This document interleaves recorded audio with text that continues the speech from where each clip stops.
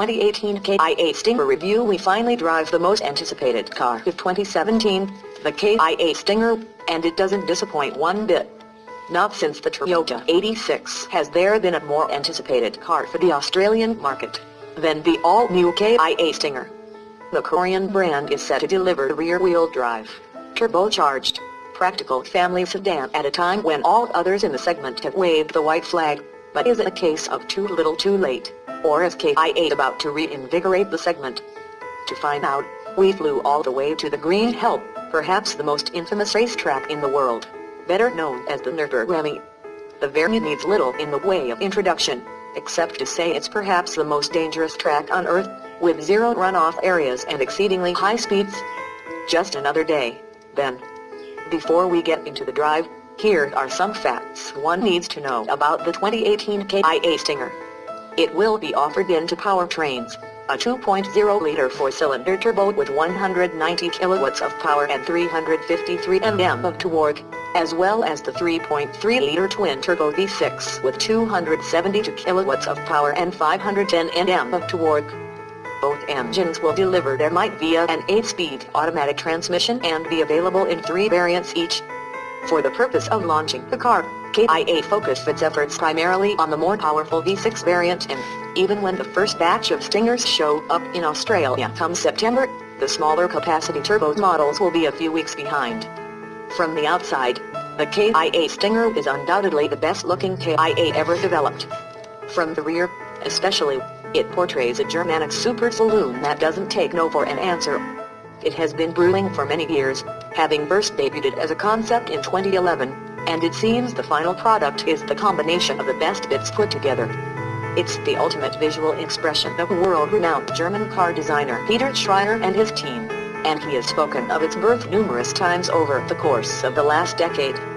With the demise of the Holden Commodore and Ford Falcon, not many saw the fast-growing Korean brand as the one to answer the question that, perhaps, not all that many are still asking. After all, the desire for a practical family vehicle has shifted, long ago, from large chassis sedans to imported SUVs. But the KIA Stinger is different. It's not similar to a Commodore or a Falcon, in any respect but the obvious. Here you have a car with a modern twin-turbo 6-cylinder engine, tuned and engineered by the man who used to do the same for all of BMW's M cars, Albert Biermann. That's not something to be underestimated. In fact, Biermann told us at the car's launch in Germany this week that the #1 benchmark for this car was the BMW 4 Series, the smaller and nimbler car. He has hired folks from Porsche and other European automakers and suppliers to help him put the Stinger's dynamics together. So, while it proudly wears a KIA badge, the Stinger of today has almost no inherent connection with KIA models of a decade ago, for all the right reasons.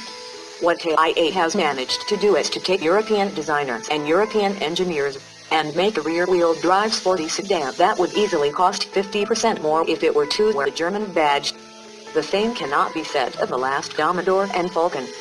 As for the cost, we are yet to have official confirmation, but we are led to believe it will start in the mid-40s for the smaller capacity 4-cylinder and finish off in the mid-50s for the absolute top-spec V6 twin-turbo with all the bells and whistles incidentally priced to compete with the SS Commodore. Although there is nothing official regarding specification, the lead dealer brochure has given us some details here. So it looks good, has the power and torque to be taken seriously, and the price is sharp enough to be interesting. But why subject your halo car to the Nürburgring when a far less brutal link track would suffice? Firstly, Hyundai KIA's sister company has a rather large R&D center at the ring, and a lot of development work for the Stinger took place here and at Namyong in South Korea. And secondly, because as we found out, it feels right at home. For our first drive of the KIA Stinger, we were given 3 laps of the ring, 2 in the rear-wheel drive, and 1 in the AWD model that Australia will unfortunately not get. All our cars were pre-production V6 models, and as such had certain quirks to them such as the vehicles not painted all the way through etc. that we took into consideration. Jumping in, the first thing you'll notice about the Stinger is that it feels very Mercedes-like inside. From the 3 central aircon vents to the floating 8.0-inch tablet screen and the availability of a 15-speaker Harman Kardon sound system with near identical to Mercedes speaker grills, there is no denying where the interior inspiration came from. It doesn't quite have the same tactile sensation and sophistication of a Benz, but, to be perfectly frank, it's actually not that far off the previous generation E-Class. Like most modern Ki8s, it comes packed with heaps of technological features, from Apple CarPlay and Android Auto, to an array of active safety systems. We are yet to have final confirmation of specs, but we suspect it will be hard to beat. The seats are comfortable and the cabin presents a modern take on a sedan with plenty of storage space and a fair bit of knee room in the second row, though headroom can be a little tight if you measure over 180 centimeters. But we hadn't traveled 30 hours to the Nürburgring just to test out the boot space 406 LVDA. It was time to fly. We found it fascinating that the Stinger test cars were coming in after massively hot laps without any attempt at cooling down the brakes for drivetrain, and were then let to sit there, soaking in heat, before being let out again for another grueling lap. Really, though, who are we to question such lack of mechanical sympathy? We jumped in the RWD model first and headed out behind a ring driver that, by his own admission, had done over 10,000 laps. That's about 70 full 24-hour days of real time spent just driving around the ring. So, it would probably be fair to say he had a better idea than us of where the 77 corners were along the 20.8 kilometers circuit. We expected a warm-up of some kind, or some general introduction to the driving dynamics of the ring. Instead, we found ourselves going flat out from the get-go, following our lead car. Here's the thing. The rear-wheel drive V6 Ki8 Stinger has a curb weight of around 1,750 kilograms, official numbers yet to come, yet they simply don't feel that heavy. The front end grips really well. Michelin Pilot Super Sports on 225/40/19 front, 255/35/19 rear. Australian cars set to wear Continentals, and the inherent balance of the car is very much like a new BMW 5 Series than anything Ki8 has ever made before.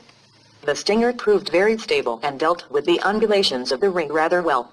We throw it hard and fast into dozens and dozens of corners, and never once did it scare us or feel nervous. The highlight, though, was coming off the main straight at 267 kilometers/h into a sweeping left kink and not having to lift. That led to a few more gray hairs, so don't try that in your automobile. The Brembo brake system with its 350/340mm discs had been abused for hours on end and never allowed to cool down, so, realistically, they weren't going to last more than a lap or two at the speeds we were going. But, despite the abuse, they never truly gave up.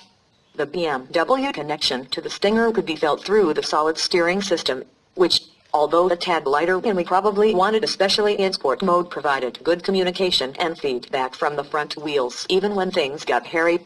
The Stinger can automatically adjust the front and rear suspension height on the go, and, while it was impossible to tell how much of this was taking place as we raced around the ring, the occasional bit of air time was met with solid rebound and no sudden slides or traction loss one would get from a super stiff setup.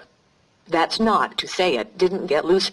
Coming out of the carousels, one could force the Korean sedan into a bit of a slide.